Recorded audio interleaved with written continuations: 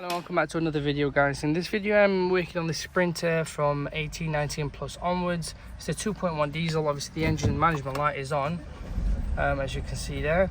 I'm just going to turn it off, put the ignition on. So we've got these faults, okay? So I'll just go through it so we know what's what and what's triggered it and caused it. So now there's a few things that's caused this engine management light to come on.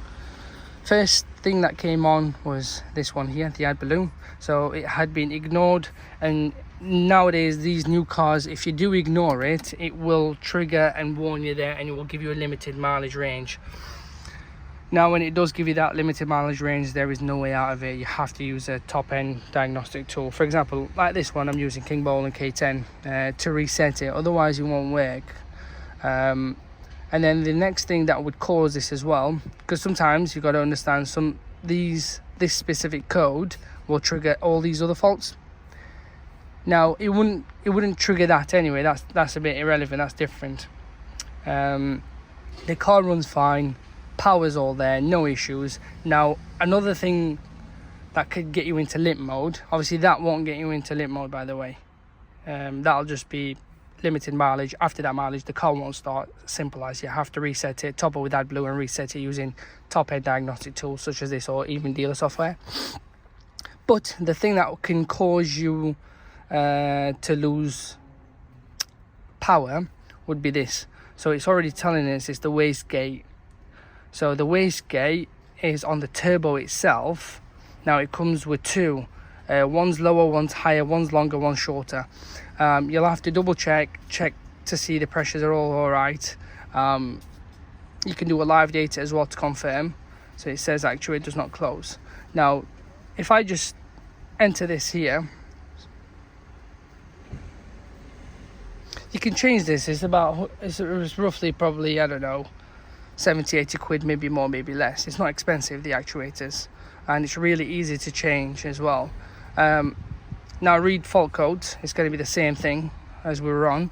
We'll clear DTC and I'll show you what will be remaining. Switch off ignition.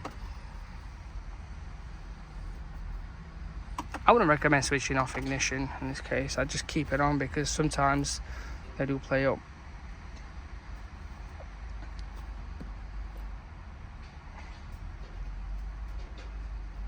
I know for Ford and that it does also tell you, but I tend to keep it on for this anyway.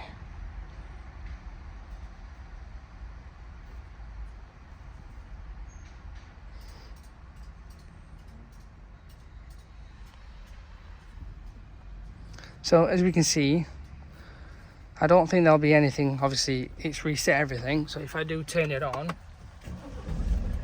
there'll be nothing there. Okay, we'll turn it on and off a few times. Now if anything's quite positive, it will come back on, and it won't just come on like this. You'll have to take it for a thorough drive. And now I know the AdBlue system has been reset and the actuator has been changed. Okay, so we'll just ignore this. I'm just going to go through special functions. Now there is this one here. That's if it's been an accident. This is a DPF. Zero quantity is the injector if you've changed it. So these are the things. So the SCR catalytic converter, you'll have to reset this if you do get the warning of the AdBlue, okay? And then that'll reset it. You'll have to also reset, if you're going to reset that, you'll have to reset. So there's going to the AdBlue metering, reset that as well. Well, you'll have to reset everything to do with the AdBlue, which from experience, you're best doing this.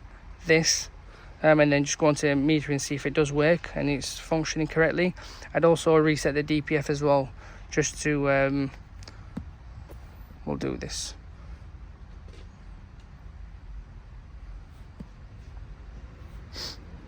But they're the things that I would do, and that would reset the AdBlue warning. Now I know you can do it with a hotel and whatnot, but I'm using the King Bowl, and obviously it's a fraction of the price of a hotel offers.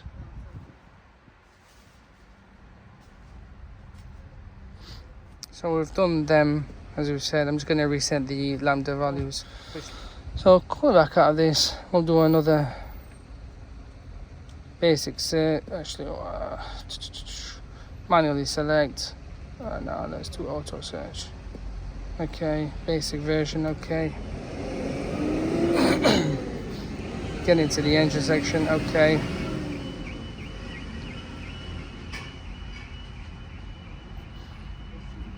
Just switch it on. Okay, read fault code, so there's nothing. But that's how you would go about them fault codes. But obviously, if it is definitely faulty in terms of the wastegate, like it's been changed, and there is the images of the wastegate, and I'm sure it's just on the turbo, it's nothing crazy, and I'll show you as well. So the wastegates, you've got this one here, okay, this specific one. There's one under here as well. This is the smaller one, that's the big one. Now the transducers are one here, that one there, that yellow, okay, and then there is one just underneath there. It's another yellow one.